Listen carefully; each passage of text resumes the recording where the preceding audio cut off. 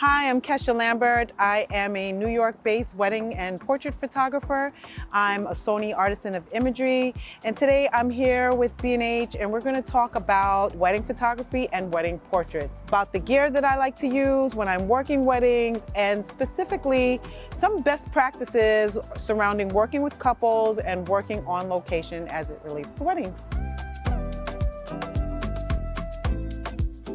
So today I want to take you on location with me with a couple, just to show you how I work with couples on their wedding day, on location, and we're going to just walk through some of the things and the thought process and the approach to portraits and working with couples. When a couple decides to work with us, at the onset of that client relationship, I send out my very, very nosy questionnaire, and this is not a templated format questionnaire. It's full of questions that I'm curious about, and it's kind of my way of getting a fast-track crash course on who they are, what their story is, and I really study it, and I bring that with me when we work together in person. So before I even get to the wedding day and I'm working with the couple on their wedding day, there's a lot of prep that goes into creating a rapport with the couples that we're going to work with.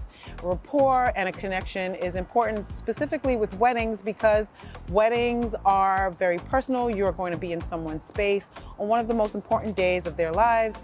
And it's really important that the two of you, the couple and the photographer, vibe, that they have a connection, that they like being around each other, because that's when you get the best results and the best outcome, when that trust and that rapport is there. So some of the rapport building things that we do with couples are meeting for the engagement portraits. Engagement portraits are an amazing opportunity to work together, to get to know each other. I learn a lot about the couples, whether it's their things that they're very proud of or things that they're insecure about. I learn the things that make them light up, and I can bring that with me on the wedding day. We also connect for remote meetings via Teams and Zoom, and we do this so that we can talk through kind of the flow of the day, expectations. So one of the beautiful things about being a wedding photographer is that usually when a couple chooses you and entrusts you to capture their wedding day, they do trust you. They trust your artistry, they trust your vision. I get asked for my input a lot about things that are either adjacent to photography and sometimes not anything to do with photography, but because of that influence and that rapport, I'm able to make suggestions about location, whether it's choosing locations for the engagement session or on the wedding day, kind of what locations would be ideal. They ask for my input on these things. Even with that, there are many instances where I don't get a ton of lead time or a ton of intel about what a location will be like. And even when you've been to a location many, many times, as a wedding photographer working primarily in the New York City tri-state area, there are a lot of venues that I frequent. But even with all the times that I've been there, you never know what curveballs you're going to get thrown on any given day at a location, because there are a lot of variables, like the people who will be there. Some venues have multiple events happening on the same day, so you may have restrictions about what locations are available. And there's always the challenge of light and where the best opportunities will present. And so it's very important when working weddings to be fluid and open and have the ability to improvise on the spot. Whenever I have the opportunity to, I scout locations, but typically it'll be on the day of the wedding. I arrive very, very early so that I can kind of walk around without any pressure and get a lay of the land. When it comes to weddings, I could photograph an entire wedding from start to finish with just 2 lenses and 2 camera bodies, but my philosophy when it comes to weddings is to bring everything but the kitchen sink. So there are very specific scenarios where I might need a certain lens or want to use a certain lens, be it for practical reasons or creative reasons. And for that reason, I think it's important as a wedding photographer in particular to have a broad range of lenses and backup equipment and backup gear so that you are prepared for any scenario the wedding day throws at you. The beautiful thing about having a broad range of lenses to work with is that you can take one tiny spot and get several different looks just out of that one spot simply by changing your lens. whether moving from a macro to a wide to a medium telephoto. Just simply changing the lens can change the look and the mood and the scene.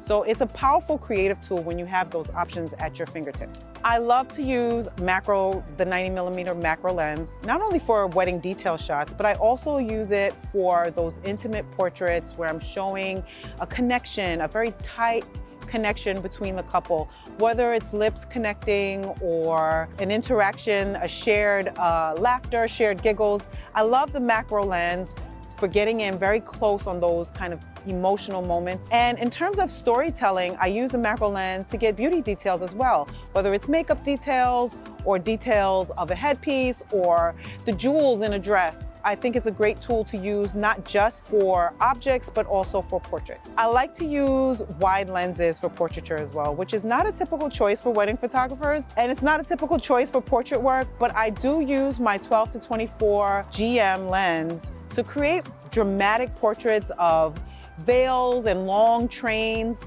I use that wide lens to create portraits that show more of the environment and the scene that we're in.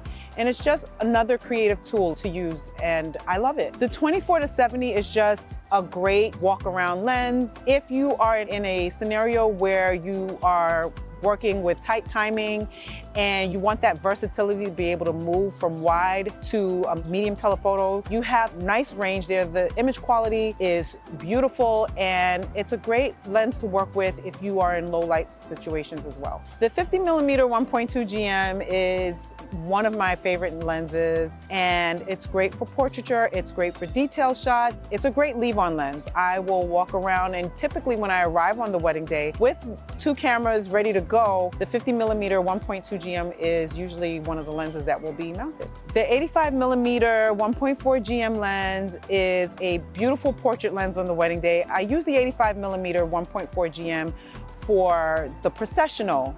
I use that lens for the first dance between bride and groom. I love to use that lens for toast. It's just a nice focal point to work with for those moments, those real-time moments. It still allows you to get in close on the action, but also still let you see a little bit of the scene. It's my go-to for those moments, those fluid moments. I use the 70 to 200mm 2.8 GM 2 lens, mostly for the ceremony. I love to use that lens for photos where I want to be more fade into the background, take a fly on the wall approach, and it allows me to get in tight without kind of infiltrating the mood of the ceremony. You know, I'm able to step back and get guest reaction photos. I love that lens because guests won't know that I'm taking their pictures, and I get really honest, beautiful, authentic guest reactions and real moments with that lens. And I also use that lens for portrait work. If ever I'm working in an environment where there's beautiful architecture off in the background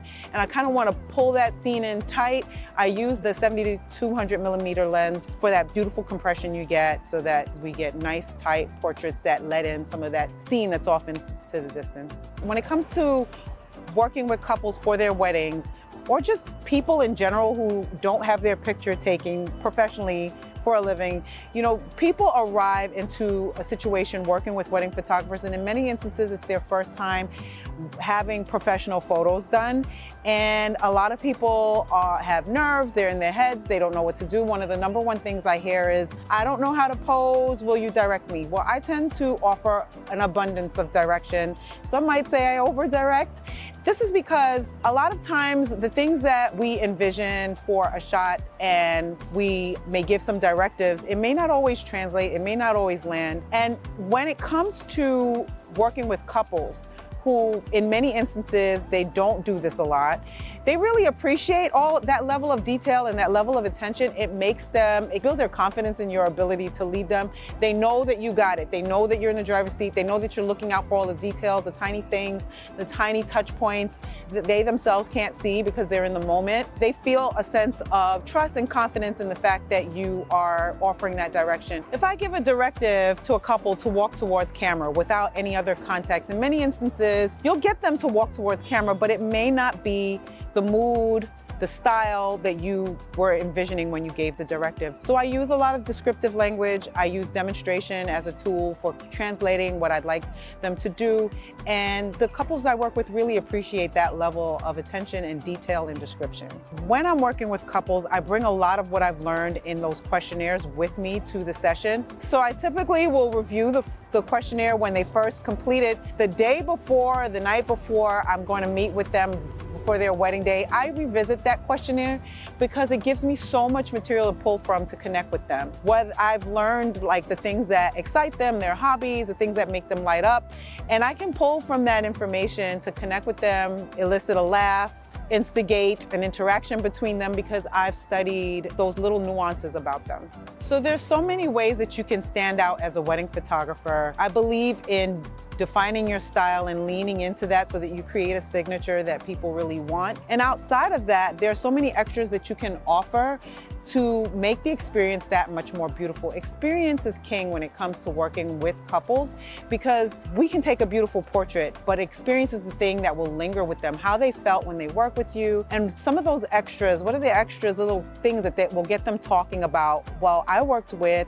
this photographer and look at this cool thing that we did. So one of the things that I do to try to stand out with our couples is content creation. I offer content creation to the couples we work with because I work with a lot of couples that want to create content on their wedding day. When we offer content creation to our couples, it allows everyone to feel at ease in putting their phones away and be fully present. And then I have a designated person that is doing a lot of that content. Some of the options we offer are very instantaneous delivery of the content we're creating. And we're creating that content with cell phones and we're creating that with our Sony gear. And you'll see some of that today too while we're working on location. My husband's with me today. We work side by side a lot. You'll see him capturing some BTS so that we can give that to the couple and they'll have those moments as well. So the cameras I'm typically working with on the wedding day are the Sony Alpha 1 and the Sony A7R5. These are my go-tos. The Sony Alpha 1 is a workhorse. It's just got a broad range in terms of low light capabilities, in terms of speed and intelligence in the autofocus system. You know, one of the things that's important that you need as a wedding photography is reliability and intelligent gear that can keep up with the pace of the wedding day. I love the A7R5. That was a recent addition to my wedding gear kit. And the reason that I've been working with, once I started working with, I haven't stopped. The reason I work with it is because of that resolution. I love to do a lot of creative crops and posts, and having that wiggle room, that amazing amount of room that the 7R5 gives me to do some of those creative crops because of that resolution. It's one of the main reasons why I'll use it for a lot of my portrait work on the wedding day. I hope you enjoyed this behind the scenes look today. I hope it inspires you to get out there and work with your couples in a new way and connect with them in a new way. You can find me by my name in almost all the places. My website is KeshaLambert.com. I am at Kesha Lambert on Instagram, and on TikTok I am Kesha Loves Hats. And I look forward to connecting with all of you. Feel free to reach out.